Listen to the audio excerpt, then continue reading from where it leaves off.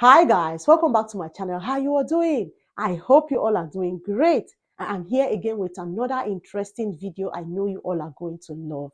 In today's video, we are going to be looking at Switzerland, Norway, and Iceland, why they refuse to join the EU. I've always asked, why are these countries not in the EU? Because they are close together. But in this video, we are going to find out the reason why they refuse to join the EU. But before I proceed with this video, if you're new to this platform, you love my reaction video, you want to see more of this kind of video, hit that subscribe button, okay?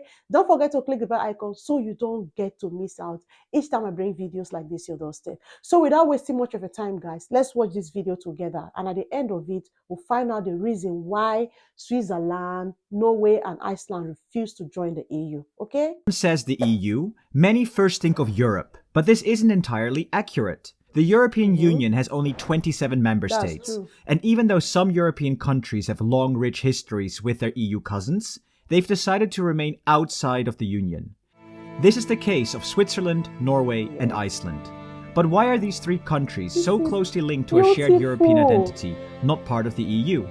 As always, let's take a look at where these three countries are located on a map. First up is Norway. This Nordic nation sits right at the top of the Scandinavian peninsula, with direct access to the North Sea, the Arctic Circle, and the mouth of the Baltic Sea.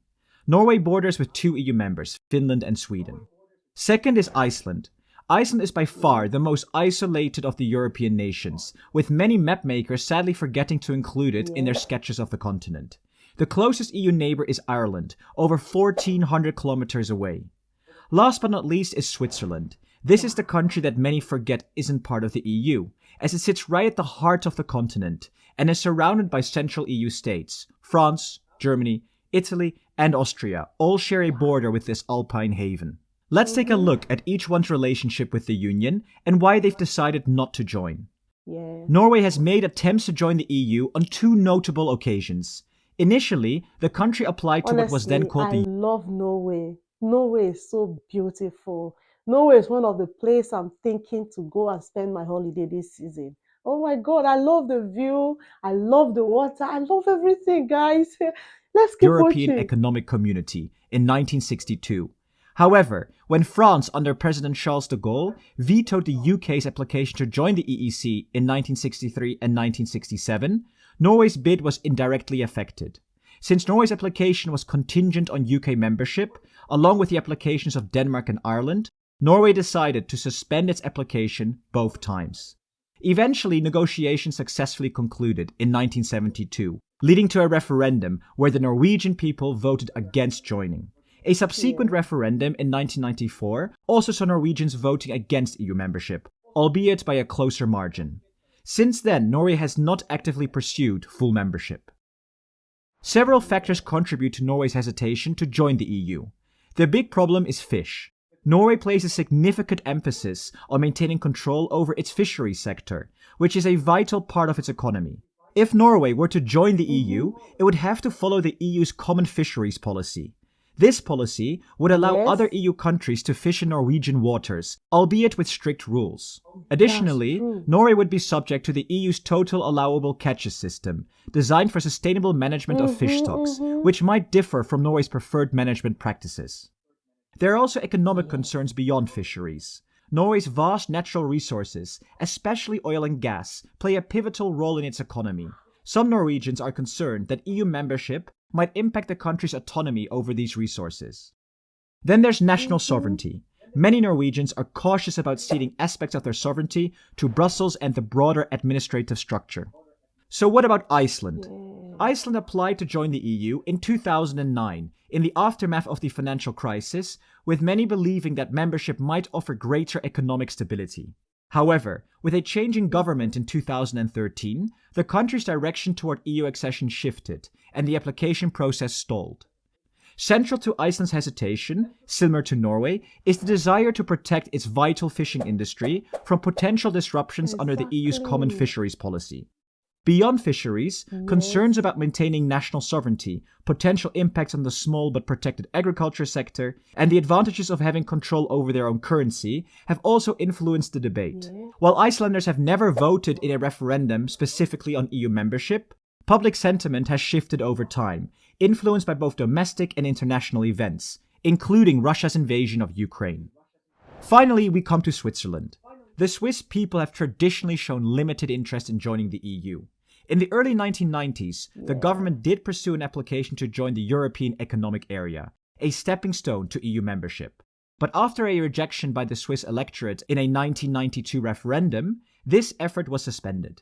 In fact, in 2018, a survey found that only 3% even considered joining the EU a possibility. This reluctance stems not just from their commitment to neutrality, but also from their unique political and economic circumstances. Switzerland's system of direct democracy, where key decisions are often put to public referendums, makes ceding any decision-making power to Brussels problematic.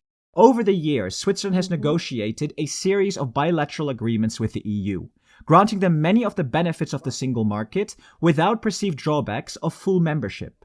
These agreements, for many in Switzerland, represent the best of both worlds. They allow for economic collaboration while preserving Swiss autonomy.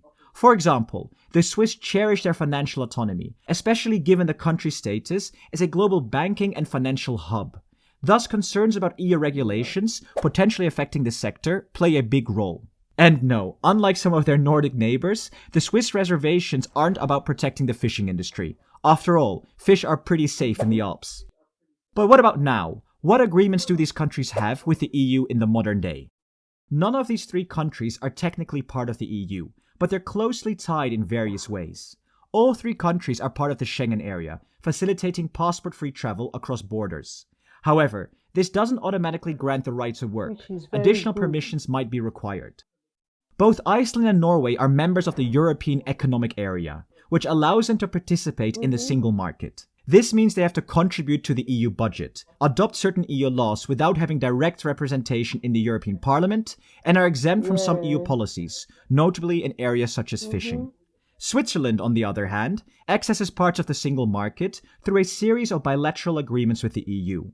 All three, along with Liechtenstein, are members of the European Free Trade Association, also called EFTA. Founded in 1960 as an alternative to the then European Economic Community, which later evolved into the EU, the EFTA aimed to promote free trade and economic integration. The original members included Denmark, Norway, Switzerland, Sweden, Austria, the UK, and later Portugal joined the fold.